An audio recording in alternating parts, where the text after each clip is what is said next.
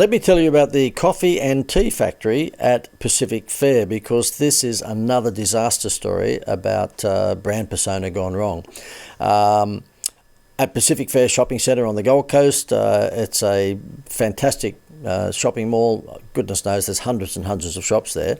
But I want to show you a slide or a graphic of a cafe that was in their food precinct that looked fabulous, and this is what it was. It was called the Coffee and Tea Factory, and you'll see here it's just got that beautiful old English sort of high tea feel to it. You can see the menu outside, and the pull-up banner is pretty upmarket and classy. It's the sort of thing that you'd see at a prestige hotel. And I was quite impressed with it at the time. I remember saying to my wife as we were walking past this, gee, that's fantastic, look at it. Let's just hope they keep the standards up. In other words, they keep the brand persona up. Well, guess what? That's what happened. After a little bit of time, they decided to let their standards lower. And you'll see here that they've decided that they'd let the little 16-year-old girl that worked there come out with her fluoro pen and bastardise the entire window by putting on veg soup, $6, comes with crusty bread. Okay? And I'm putting the accent on to just give you the very clear line in the sand in terms of what their brand was and how they took it through the toilet. Let's just bring that slide back up again. I'll press my little magic button here. Now you'll see that it was the same, almost Buckingham Palace high tea atmosphere in behind the window, but little Susie's come out there and completely graffitied the window and taken their brand through the toilet by advertising veg soup, not vegetable soup, veg soup, $6, comes with crusty bread. Okay, now let me show you what happened. I said to my wife as soon as I started to see this, because I believe I am the business whisperer, remember, I predicted again that this one would go broke, and I know I've shown off about this a few times, but I predicted quite a few of these businesses going broke, and I said to Gail, this one will be gone within a matter of months. And guess what? My prediction came true, because that is now an empty shop. The veg soup is still on the window, but the shop is not open anymore because when we walked past it recently, it's all closed up. And you'll see on the front door there's a little sign. I'll give you a close-up of what that sign says. Here it is here. Give me a second. Oh, no, I've gone back to the... Sorry, there it is there. Okay. Store closed today. Well, no, it's closed forever due to unforeseen circumstances. No, they weren't unforeseen. Sweetheart, I could have told you what was going to happen. You were just going to take this shop through the toilet and it would go broke. Due to unforeseen circumstances, the tea and coffee factory will be closed until further notice. Now, that's put on, as you can see, by the shopping centre management. I can't blame the store owner for that. I'd say the store owner's just packed up and moved on. There you go. There you go. I mean, that's because they didn't protect what they had. They didn't protect their brand persona. They were quite upmarket in terms of the look and feel. It doesn't mean to say that they had to, charge a fortune for their milkshakes and their cups of tea and coffee and scones and cakes and all that sort of stuff. But what they needed to do is maintain that upmarket brand persona. And they didn't do that. Now, let me just show you, again, that sign that was on the front door, and let me show you what they should have done. Okay, so there's the sign on the front door. What they should have been doing is this.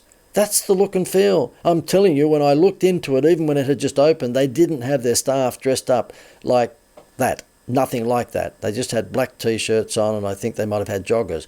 What they should have done is presented their store like that, and their food should be presented like that. That's what that store was all about. That's what the food should look like. Now, that's a high tea, and that's a high tea that would have licking your lips.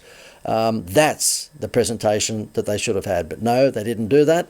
And you know why they didn't do that? My guess is because they're suffering probably from extreme chronic decaditis. And so that's why they didn't do that. They should have maintained their brand persona so that the outside of the store matched the inside of the store, the clothing, the dress code, the way the staff spoke to people might have been very much upmarket in an English sort of manner style.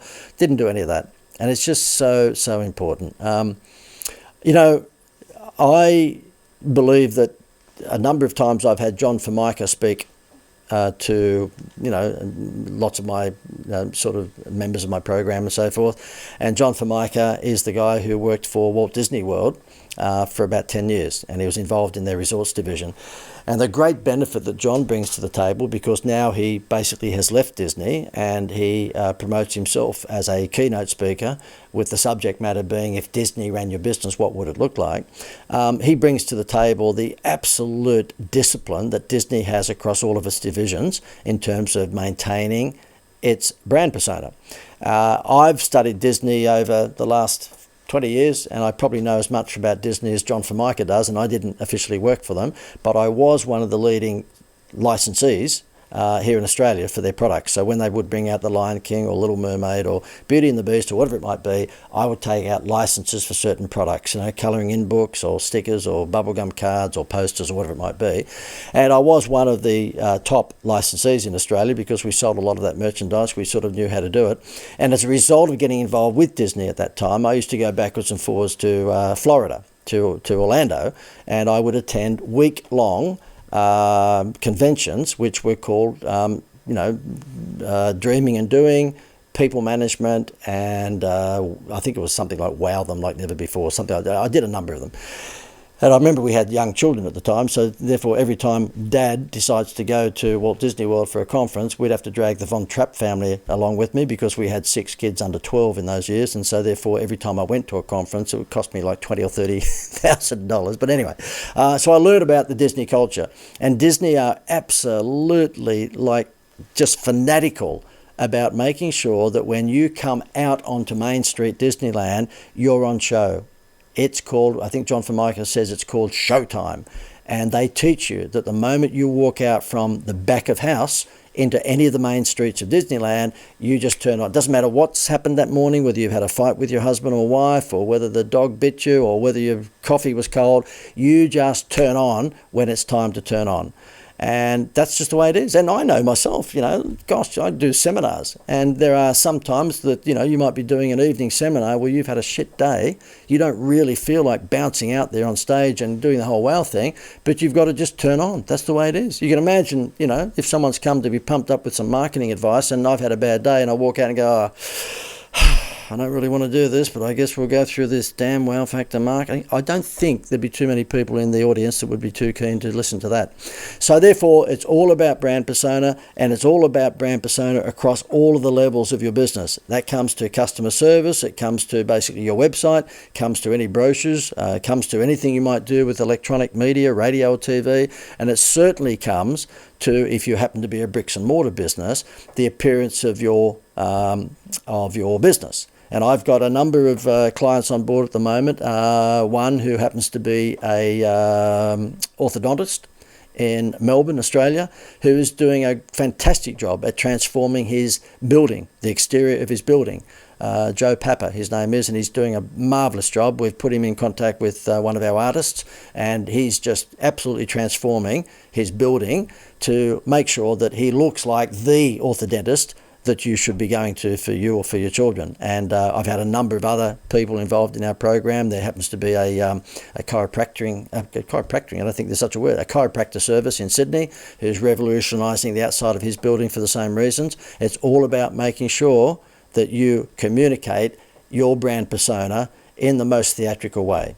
So just have a look at your own backyard, have a look at your website, have a look at everything you do communications-wise, and make sure you are always protecting your brand persona so that the tea and coffee shop at Pacific Fair Shopping Centre on the Gold Coast in Australia doesn't happen to you.